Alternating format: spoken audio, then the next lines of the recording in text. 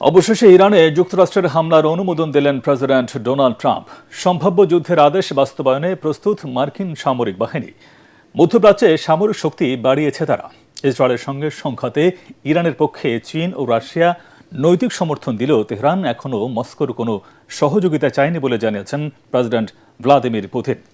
এই যুদ্ধে ইরানের পক্ষ নিয়ে বিবৃতি দিয়েছে উত্তর কোরিয়া ও পাকিস্তান, তবে ইহুদিদের পক্ষে দাঁড়িয়েছে ভারত।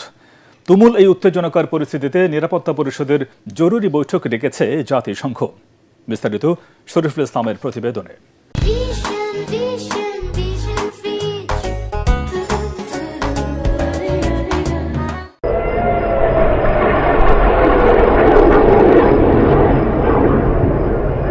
ইরানের সাথে তুমুল লড়াইয়ের এ পর্যায়ে ইসরায়েলে হাইপারসনিক ক্ষেপণাস্ত্র ছুড়ছে ইরানের বিপ্লবী গার্ডের অ্যারোস্পেস ফোর্স, যা সরাসরি আঘাত হানছে ইসরায়েলের বেসামরিক এলাকাগুলোতে।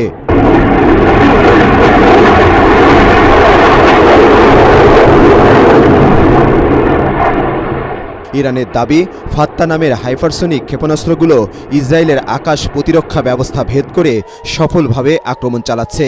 ইসরায়েলি বাহিনীর আগ্রাসনের জবাবে শেজেল 2 নামের দীর্ঘপাল্লার কঠিন জ্বালানির ব্যালিস্টিক ক্ষেপণাস্ত্র ছুড়ছে ইরান। দুদেশের এই সংঘাত মারাত্মক বিপর্যয় ফেলে দিয়েছে বিশ্বকে।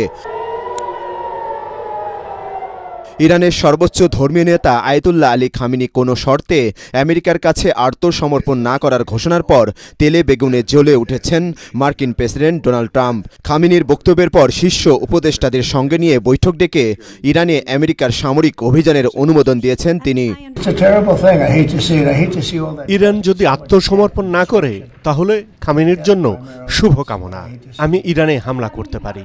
ইরানকে নিঃশর্তে আত্মসমর্পণের দাবি জানাচ্ছি। আগামী সপ্তাহটা খুব গুরুত্বপূর্ণ হতে যাচ্ছে। ট্রাম্পের আদেশ বাস্তবায়নে আক্রমণের প্রস্তুতিও নিয়েছে মার্কিন সামরিক বাহিনী। মধ্যপ্রাচ্যে সামরিক শক্তি বাড়িয়েছে তারা। নৌবাহিনীর তৃতীয় একটি ডেস্ট্রয়ার ঢুকেছে পূর্ব ভূমধ্য সাগরে। আরও একটি এয়ারক্রাফট ক্যারিয়ার স্ট্রাইক গ্রুপ পাঠানো হচ্ছে আরব সাগরে। ইসরায়েলের পাশে থাকার জন্য ট্রাম্পকে ধন্যবাদ জানিয়েছেন প্রধানমন্ত্রী নেতানিয়াহু।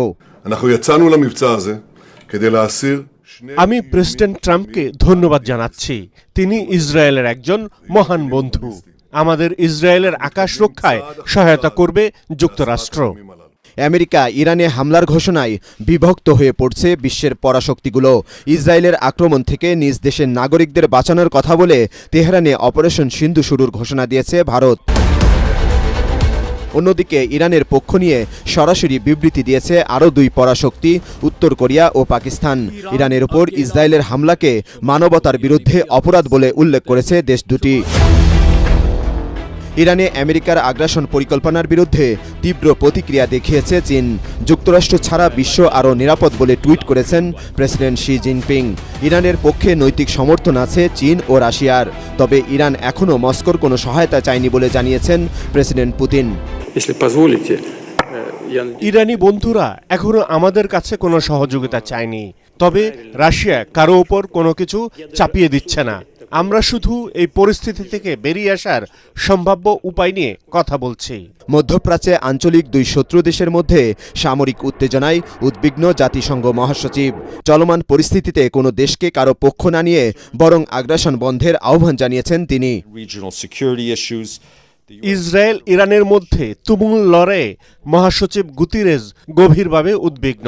দুদেশকেই অবিলম্বে সামরিক আগ্রাসন থেকে বিরত থাকার আহ্বান জানাচ্ছে। ইরান তার অবস্থান থেকে না সরলে তেহরানে মার্কিন সামরিক হামলা আসন্ন। আর আমেরিকা এই যুদ্ধে জড়িয়ে পড়লে বসে থাকবে না চীন এবং রাশিয়াও। ফলে নিশ্চিত এক মহা বিপর্যয়ের দিকে এগোচ্ছে বিশ্ব। শরীফুল ইসলাম, এটিএন বাংলা।